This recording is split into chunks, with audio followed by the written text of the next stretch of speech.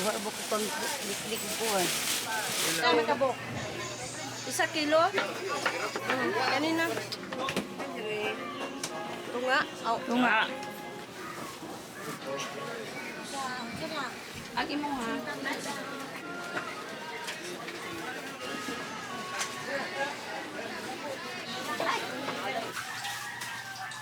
Gasan sa kuning pala.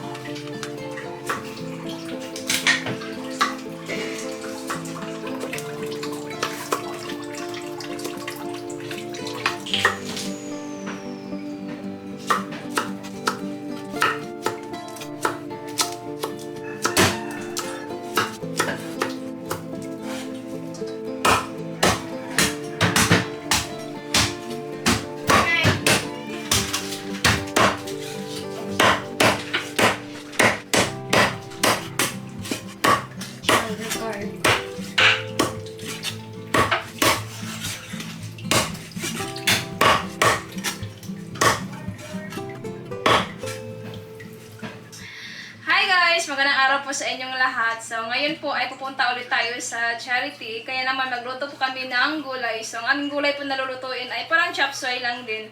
Pero, yung binili naming gulay ay nakamix na siya. Tapos, walang masyadong cauliflower at saka broccoli. Kaya bumili na lang kami ng separate na broccoli at saka cauliflower. So, ngayon ay mag-isa tayo ng ating Kasi tawag aning sahog, bitaw. Sahog po sa ating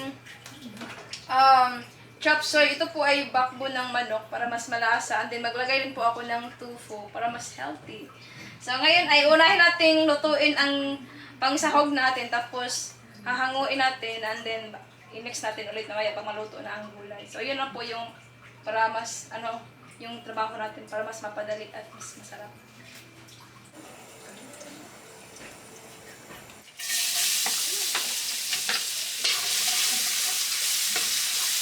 So, ang lulutuin pala natin guys ay chop suey at saka lumpia. Pero yung lumpia or chicken lumpia po ay binili ko na lang para mabilis kaming matapos. Kasi pag kami pa ang gagawa, napakaano na.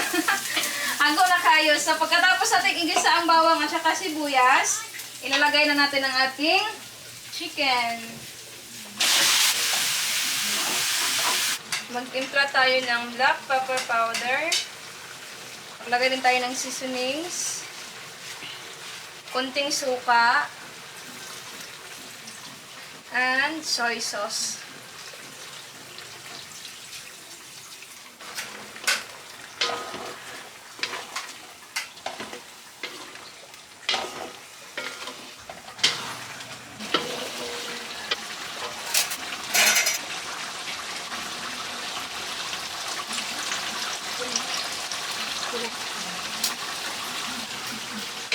Susi na po ang ating chicken. Ngayon ay ilagay ko ng ating pinaritong tofu.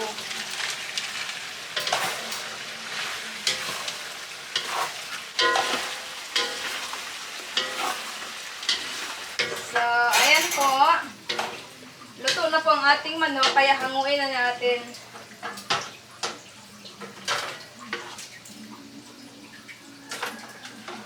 Humuta eh. So, ngayon, ang gulay naman ng ating lutuin. Ito po ay sayote. Meron din tong broccoli, pichay na napa-cabbage din siya. Napa-cabbage. And then, cauliflower, carrots. What else? No, mura man guro. So, mura nag-add yun niglaing gulay. Kay mura man ilahang usual nga ginakuha niya silang chop suey. So, nag-add tayo ng broccoli at saka cauliflower. Isa ko lang po ang ating bawang at sibuyas.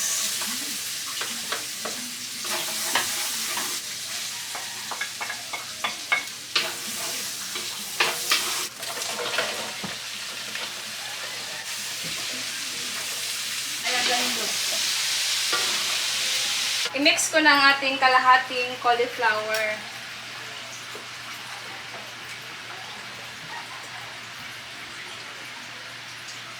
And then, ang ating broccoli.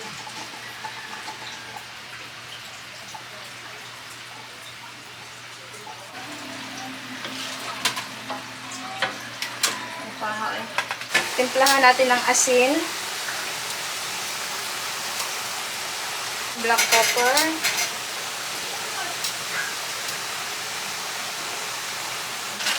Seasonings. At konting toyo lang po. And then ang ating bell peppers. Ayan, luto na po ang ating gulay. Ngayon ay i-add natin ang ating niluto kanina na manok.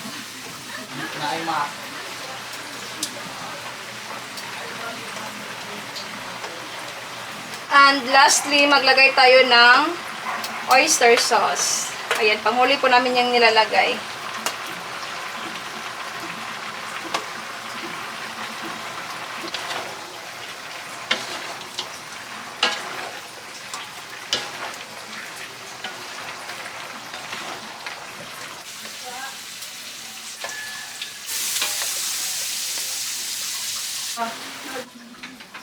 Ayan na po ang ating chop suey.